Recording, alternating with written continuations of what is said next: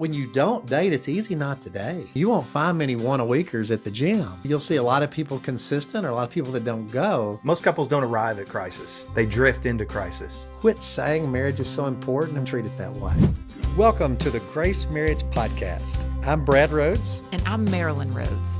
We're here to help you build a marriage that's stronger, more connected, and full of grace. I'm Rick Dayton, joining Brad and Marilyn as we bring you weekly conversations designed to inspire and equip you to live intentionally in your marriage.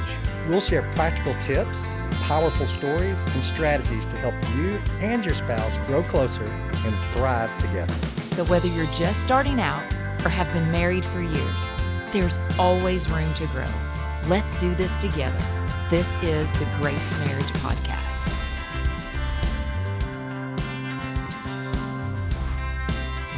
This is Brad Rhoads with the Grace Marriage Podcast. Welcome back. We're here with Jeremy Bennett today, and we're going to talk about a real important and difficult thing. How do you keep marriage alive? How do you keep it fun? How and why do you do it in the midst of life's challenges? I mean, there's so much to do. There's always a list. There's so much tragedy going on. There's so many things. How in the world does marriage find its place? And how do you keep it beautiful and attractional in the middle of all those things? Jeremy, welcome to the podcast. Look forward to talking about this subject. Good. I'm glad to be here. So I think that, what we say at Grace Marriage is shift the drift. And by the drift, we mean that most couples don't arrive at crisis.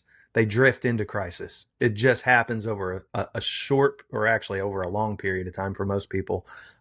It's those day-to-day gaps that begin to occur. And we've got to shift the drift. And I think that's really what you're talking about, Brad, is how do we shift that? How do we shift the drift? How do we overcome the busyness of life, the challenges of life, the things that are vying for our time that keep our marriage looking not so vibrant? Well, we recognize the problem. I mean, like for Marilyn and I, we don't feel super connected right now. My dad's been in the hospital. I've had a friend lost his son, another friend lost his son. Had some real heavy meetings, some real difficulties. So I've just been kind of like emotionally overwhelmed and just kind of like going through the motions, a little bit more irritable. So what do I do? I mean, unless I do something intentionally, we're going to settle into a disconnected, no fun spot. Now in the world's eyes, it's okay. They're stable. They love the Lord. They're going to church, but the marriage is at risk. So what I've got to do is proactively date Marilyn, proactively pursue Marilyn, proactively do things, and not just let the intrusiveness of life. And I didn't even mention my truck needs an oil change. Marilyn's car is dirty and needs to be washed. My car is dirty and needs to be washed. We've got problems at home. Somehow maggots decided to invade our toters. And I mean, those things can like reproduce, dude. I mean, like we have no maggots and 2 days later we have thousands. I mean, that's like a miracle. I don't know how it happens, but my point is with all that stuff, unless I'm really intentional with my marriage and I'm really time blocking, it's going to put me here and Marilyn here, and we're going to go life side by side, and everybody's going to think we're fine. And in the world's eyes, we are fine, but we're not gospel attraction. We're not living out a beautiful vision. And you're saying even when you don't feel like it? Oh, I don't feel like it. Yeah, I feel grouchy. So do I feel like coming up with a good date idea, pursuing Marilyn good date? No, I don't feel like it. I think I've just got a little emotional overload stuff. So I just want to kind of, I don't know, just watch a show or something, And everything you just talked about was just kind of the circumstances of life, of busyness and things pushing in on you. You're not even talking about the times when you're having a disagreement and you don't feel connected to one another because you're in the midst of this, whatever this tension is. And you still have to invest in those moments. We don't have disagreements right now. It's not like we're fighting or, it's just like, it's choice. It's like, I've got to say, I'm going to date Marilyn. I'm going to pursue Marilyn. I'm going to bless Marilyn. I'm going to make my marriage important. I'm going to put I'm going to put time and effort into it.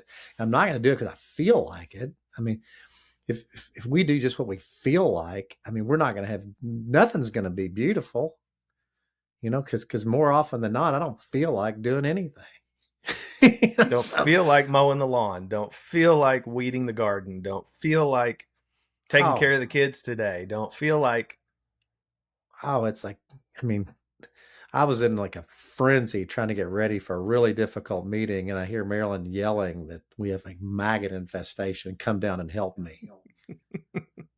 So I run down there. I mean, they're everywhere. We're smashing and spraying and all kinds of stuff. And so then I get ready real fast. I'm getting ready to leave, and I check my Apple AirTag, and I'm watching my keys drive off in Marilyn's car because she has my keys in her purse. So, but my point is, this is normal. I mean, people just have, I guess, well, it's not normal. We're good at not having normal, but I'm just saying that life is intrusive, and unless you just make a decision, we're gonna date, we're gonna come together physically, we're gonna talk, we're gonna spend time together, we're gonna be in our church's marriage ministry. Unless you make those volitional decisions and stick with them, you will settle into a norm you can tolerate and not realize that you're drifting, even when you are. Mm-hmm. Yeah. And to go back to what I said just a minute ago, it's not just in those moments where you're stressed and fatigued and busy, but it's in those times of tension, when you're having a disagreement, when life is down, when there's cancer, when your kids are struggling, when all of these things, when you say, I just can't do this right now. You've got to invest in your relationship with the Lord. You've got to invest in your relationship with your spouse. And the reality is it's a respite, because like if I'm thinking now, so we're leaving town tomorrow morning. If I just said, okay, Marilyn, I want to take 3 or 4 hours and just get away, you and I just hang out. Let's go for a walk. Let's grab some coffee. Let's grab dinner. It's not that hard work. And it kind of gives me a break from everything.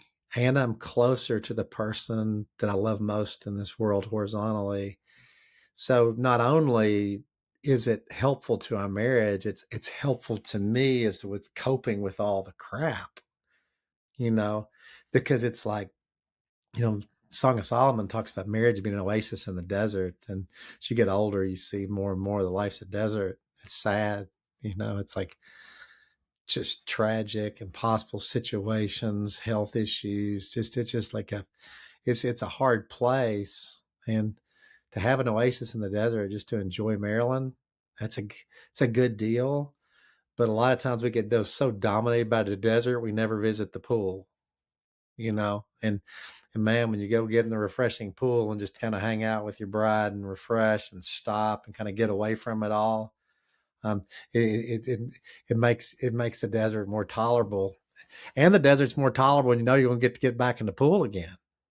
So when Marilyn and I are dating each week and we're spending time together each week, it makes the difficulties better when you know that some fun's ahead. It's got a little parallel to Sabbath. One thing, you look forward to the Sabbath. I get a break. I get a day off. I get this.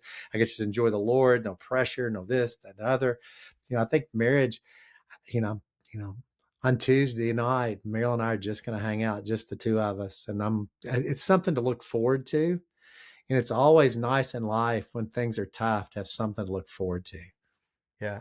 Why do you think it's so, and maybe it's not difficult, why do you think that so few people transition to that mentality of investment, even when you don't feel like investing? Like, why do we do that? And there are people that are in really tough situations where it is completely one-sided. They're doing all the investment and they're doing it for the glory of the Lord, not necessarily because their spouse is reciprocating. But why do you think, just on average, most couples just won't transition, can't transition, haven't transitioned to that? Yeah, I think it's not malicious. One, nobody's pushing them to do it. I mean, everybody's pushing to everything else. Brad, can you come set up chairs at church? Brad, can you do this meeting? Brad, can you cover this? Brad, can you wash the car? Brad, can you do this? So everybody's pushing me to do stuff. But who's pushing me? Hey, Brad, go hang out with Marilyn. So one, you're not being pushed to do it. And two, we're in a society that marriage investment has seemed more crisis response than like proactive growth and investment. So it's like, well, we're not yelling at each other. Nobody's cheating on one another. We're fine. Why would we just go date and invest? Until you don't do what you don't do. People either go to the gym all the time or not at all. I mean, you won't find many one-a-weekers at the gym.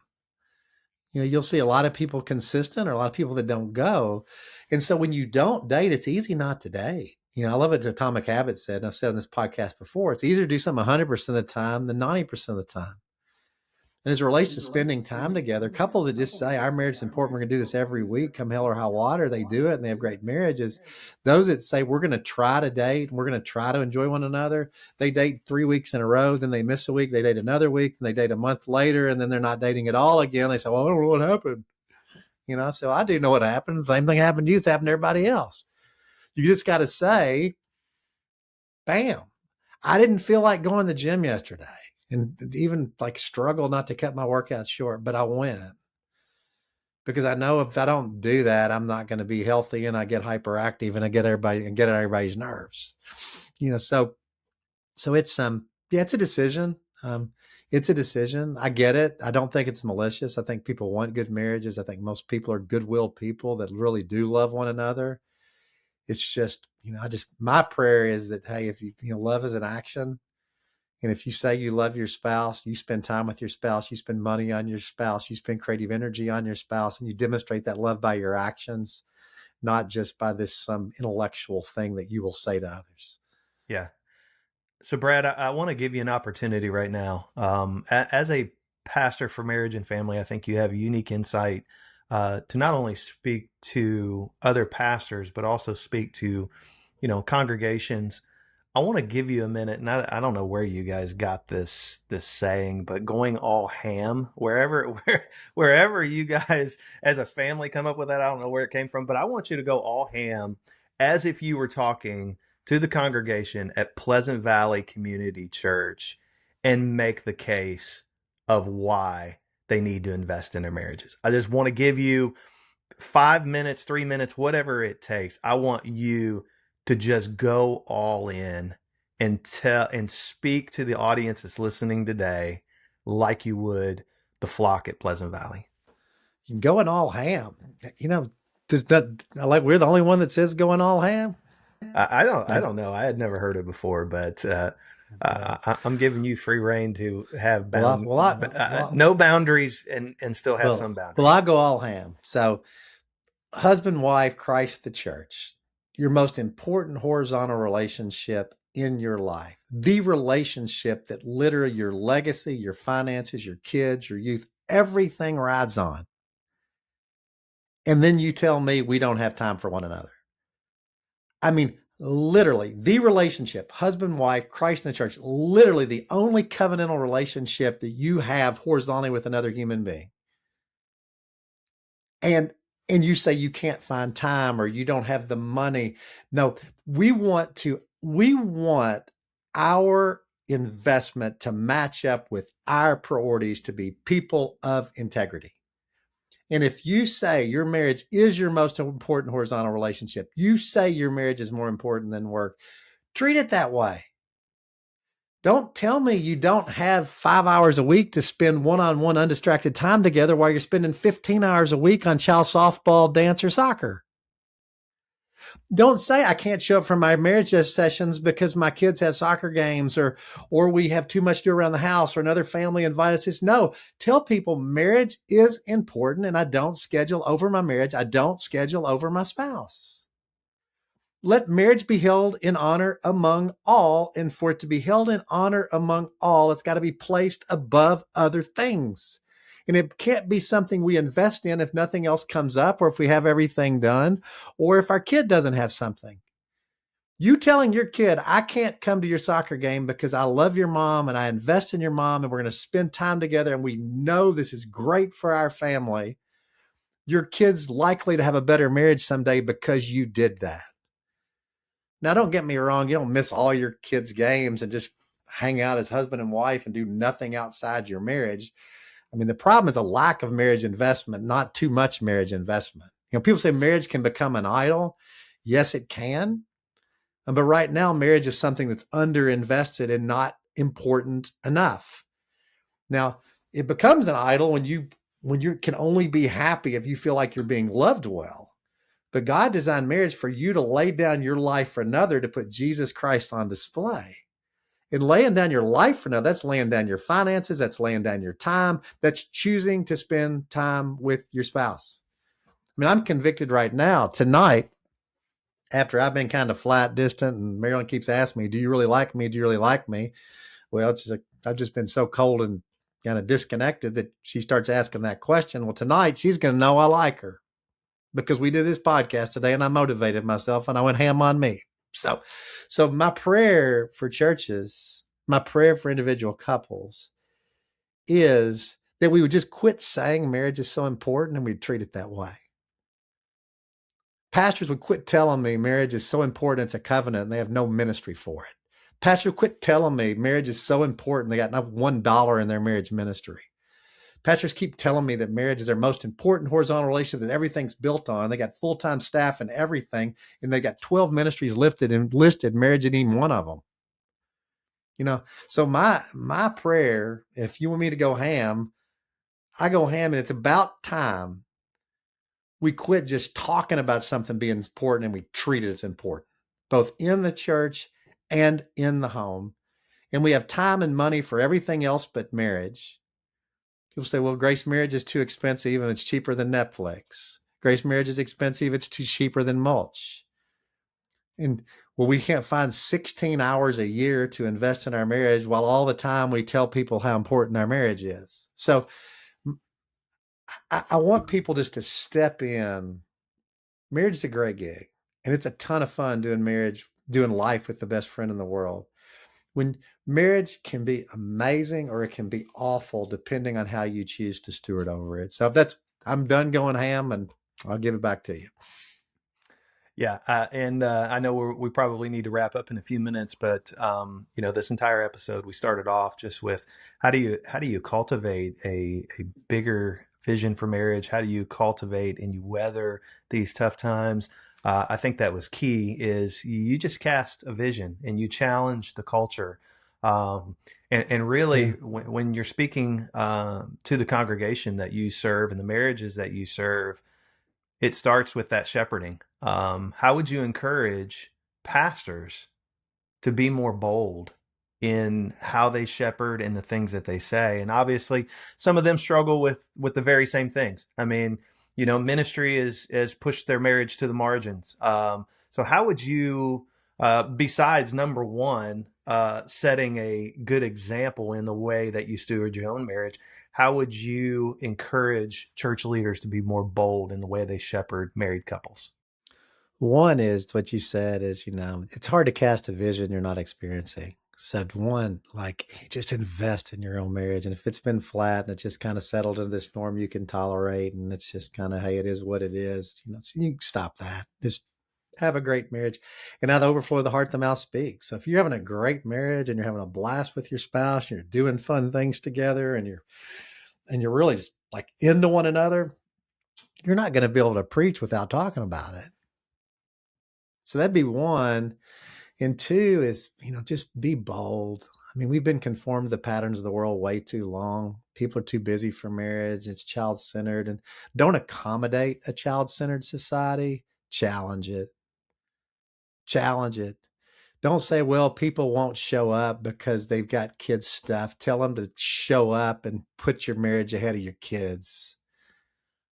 Don't just say, hey, people are too busy to do this, they won't do it. Tell them that that's not the way to live. It's bad for you. It's bad for your marriage. It's bad for the gospel. That, order life like God sets it out.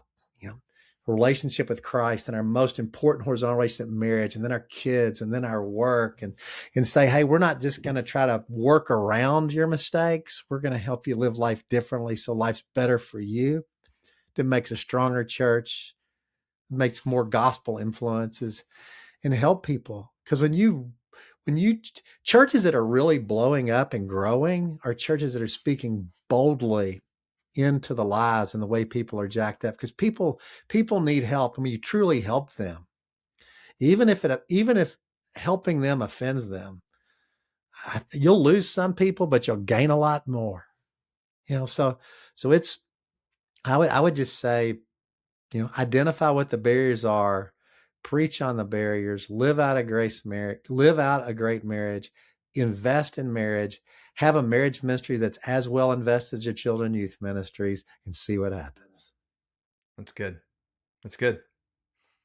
So, my encouragement to you today as we close this podcast is, like, as we're closing it, like, I'm going to commit tonight to go home and be really dialed in with Marilyn. We're going to go on a date tonight, and I'm not just going to kind of mope around the house as some emotionally dominated, sad dude that's a little bit on the irritable side, but it takes that effort. I'm going to pursue my wife tonight. I'm not just going to do what I've done the last couple nights. So, sometimes you got to go ham on yourself. So there you go. Thanks, Jeremy, for being part of the podcast. And thank you guys for being in this battle with us. And it's not an easy battle, but it's an important battle. And if you lose the battle of marriage, you lose the war. So here you go. Thank you for joining us on the Grace Marriage Podcast. We really hope you're feeling inspired to take intentional steps to grow in your marriage. If you enjoyed today's episode, please don't forget to like, subscribe, and share it with a friend. Your support helps us spread the message of grace and reach even more couples. And if you have a moment, please leave us a review. Your feedback means a lot to us and helps others discover the podcast. To learn more about how you can grow in your marriage, visit us at gracemarriage.com. Keep building stronger, grace-filled marriages. We'll see you next week on the Grace Marriage Podcast. Until then, keep growing in grace.